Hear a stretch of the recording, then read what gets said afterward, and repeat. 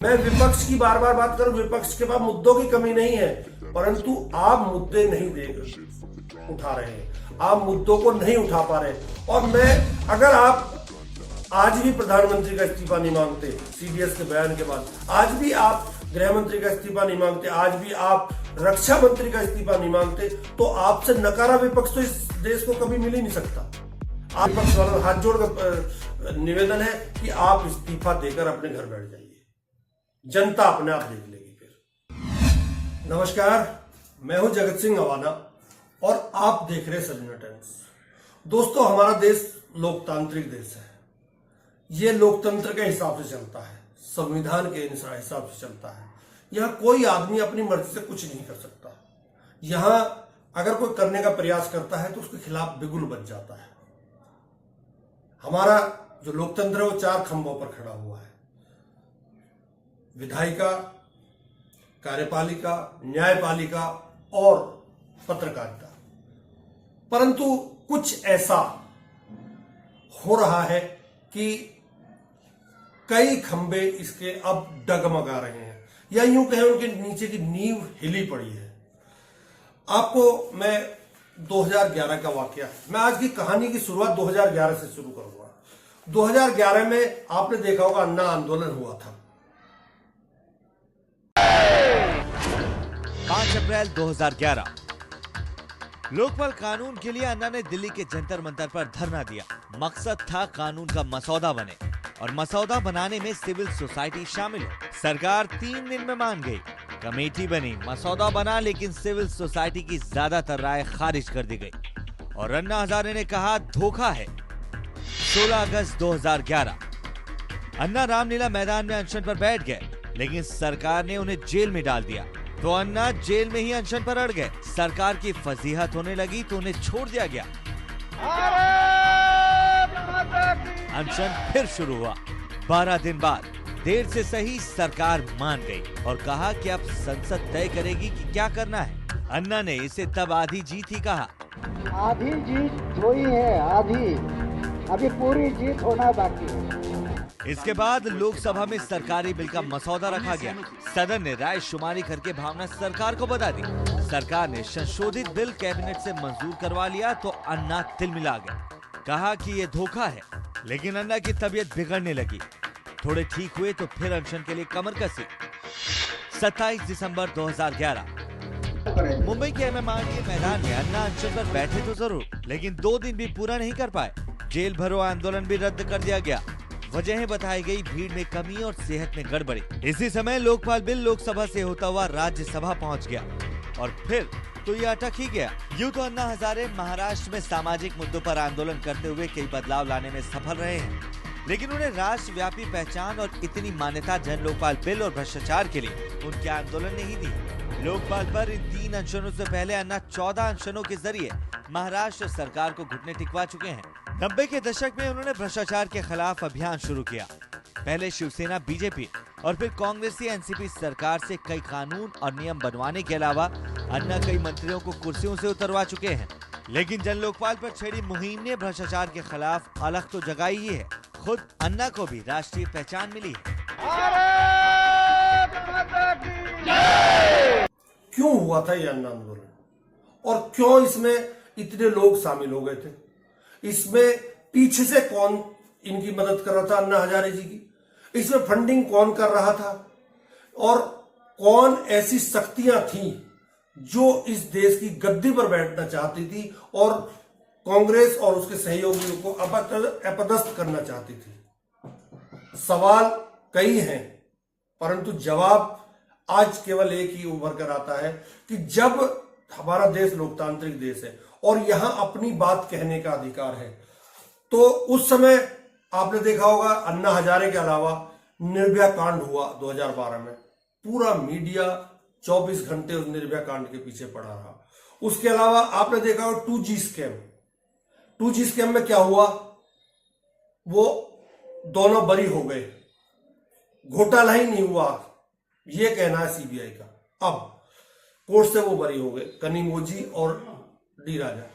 उसके बाद आपने देखा होगा कॉमनवेल्थ घोटाला हुआ। कॉमनवेल्थ घोटाले में मीडिया ने जबरदस्त तरीके से उसको कवरेज दी। उसके बाद कोयला घोटाला हुआ, जिसमें नवीन जिंदल जी शामिल थे, जो आज बीजेपी के सांसद हैं। वो उसमें भी सब लोग बरी हो गए, उसमें कोर्ट ने कह दिया कोई घोटाला नहीं हुआ। उसके अलावा हुआ आदर्श सोसाइटी घोटाला, अशोक चौहान जी आजकल बीजेपी में है, वो मामला भी खत्म हो गया। उसके अलावा बाबा रामदेव भी आपने देखा होगा, उसमें औरतों के कपड़े पहनकर उतर आए थे, भागे थे वहां से पुलिस के डर के मारे। उसके अलावा केजरीवाल उसी अन्ना आंदोलन और 2011 की पैदाइश है। उस समय महंगाई का जिक्र बहुत होता था और आपने देखा होगा स्मृति ईरानी बाकायदा सिलेंडर लेकर बैठ जाती थी और मीडिया पूरा कवरेज करता था उनको। बेरोजगारी का भी मुद्दा था, सारे मुद्दे उठाए गए और बीजेपी और उसके जो सहयोगी थे, या बीजेपी या उसके फंडर या आरएसएस या अन्ना हजारे, केजरीवाल, किरण बेदी, मनीष सिसोदिया, ऐसे लोग जब उसमें शामिल थे तो कांग्रेस को उखाड़ कर फेंक दिया। उस समय मीडिया सबकी बातों को दिखाता था। उस समय मीडिया ने जो दिखाया और मीडिया का क्या रोल रहा उस समय, आप ये वीडियो आप देखिए, आपको पता चल जाएगा किस तरह अन्ना हजारे का विश्लेषण इन लोगों ने किया था। आज तक पर ये पुण्य प्रसून वाजपेयी जी हैं एबीपी न्यूज पर, आज तक पर, और उन्होंने इसके बारे में एक डॉक्यूमेंट्री भी दिखाई थी। ऐ खाक नशीनों उठ बैठो, वो वक्त करीब आ पहुंचा है जब तख्त गिराए जाएंगे, जब ताज उछाले जाएंगे। अब टूट गिरेंगी जंजीरें, अब जिंदानों की खैर नहीं, जो दरिया झूम के उठे हैं तिनके से न टाले जाएंगे। जी, ये फैज की नज्म है और सच यही है, जब जब अधिकारों की आवाज के गीत तराने बने, तब तब एक नए आंदोलन ने सिर उठाया और जब आंदोलन सड़कों पर उतरा तो तख्त हिल गए। याद कीजिए 70 के दशक में किसने सोचा था 70 बरस का एक बूढ़ा दिल्ली के तख्त को डिगा देगा। और 2011 अभी हाल की ही बात है, कोई ये सोच भी नहीं पाया था 70 बरस के अन्ना हजारे हिंदुस्तान की सत्ता को डामाडोल कर देंगे। अन्ना की हुंकार एक आंदोलन बन जाएगी। अन्ना ने जब जन लोकपाल की आवाज बुलंद की तो लाखों आवाजें उनके साथ मिल गई। राज सत्ता की जमीन डगमगाने लगी और वक्त को एहसास हो चला था एक नए दौर की दस्तक का।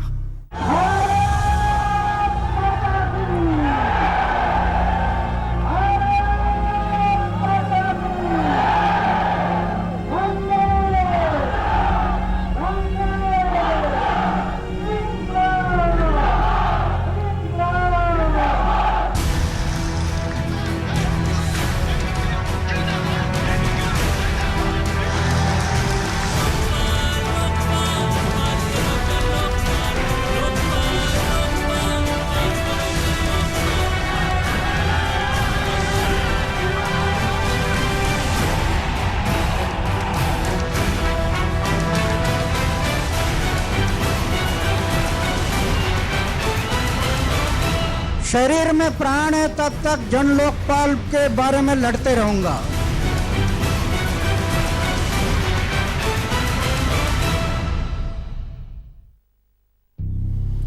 महात्मा गांधी ने टोपी पहनी तो गांधी टोपी कहलाई, नेहरू की टोपी भी नेहरू की टोपी कहलाई।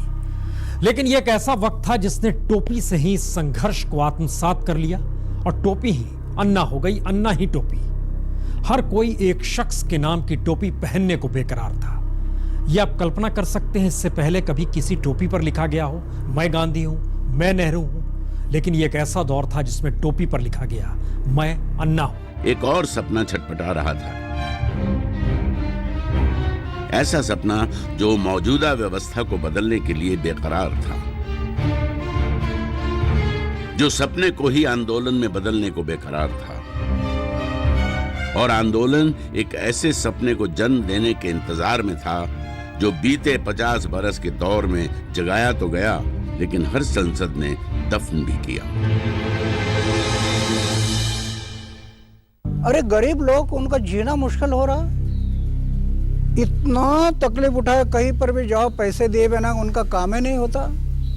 तो जिसका हथेली पर पेट है, मजदूरी करता है, उसको कैसे संभव है जीवन जीना।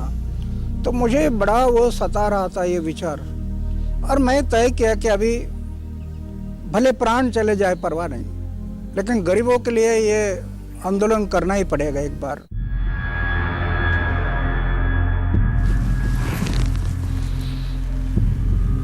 क्या देश की जनता समझती है ये जन लोकपाल आखिर है क्या? अन्ना जी, 5 अप्रैल के बाद पूरा देश जान जाएगा।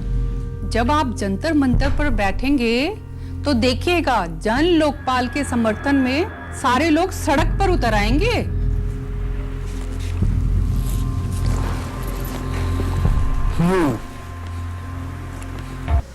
जाएगी, लेकिन शुरुआत तो करनी होगी। वैसे भी देश की जनता मौजूदा सरकार के भ्रष्टाचार से त्रस्त है। जंतर मंतर की तैयारियां हो चुकी है, लेकिन मीडिया रिएक्ट नहीं कर रहा है। मीडिया को देखकर अब तैयारी मत कीजिए, आप अपने आंदोलन को देखिए। आंदोलन में असर होगा तो मीडिया को तो आना ही होगा।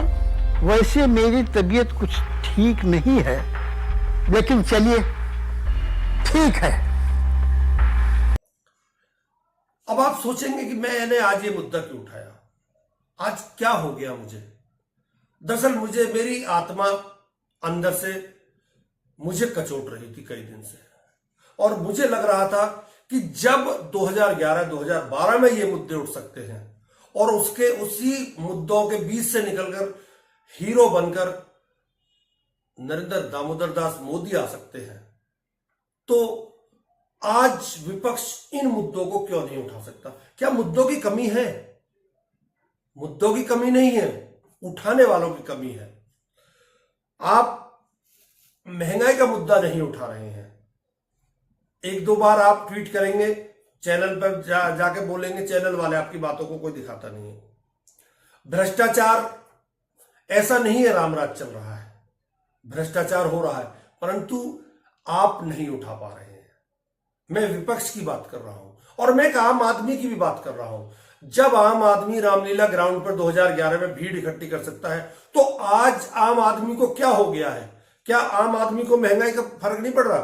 क्या कोर्ट जो फैसले दे रही है आजकल, जिस तरह से दिल्ली में उपराज्यपाल का फैसले को सारी पावर दे दी गई थी केजरीवाल जब मुख्यमंत्री थे, उसी तरह इलेक्शन बॉन्ड का जो घोटाला हुआ, उसमें सुप्रीम कोर्ट ने उस समय के जो चीफ जस्टिस थे, उन्होंने सरकार का बचाव किया। उसी तरह इलेक्शन कमीशन के पोस्टिंग में सरकार का बचाव कर गए। उसी तरह सड़क घोटाला हुआ, जिसके सीएजी ने रिपोर्ट दी थी।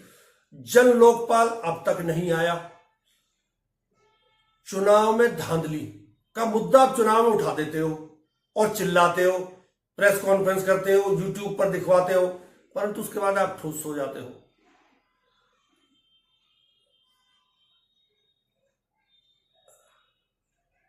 चुनावों में अलोकतांत्रिक भाषा का उपयोग हो रहा है। कभी मंगलसूत्र आ जाता है, कभी हिंदू मुसलमान आ जाता है। आप उन मुद्दों को नहीं उठा पाते।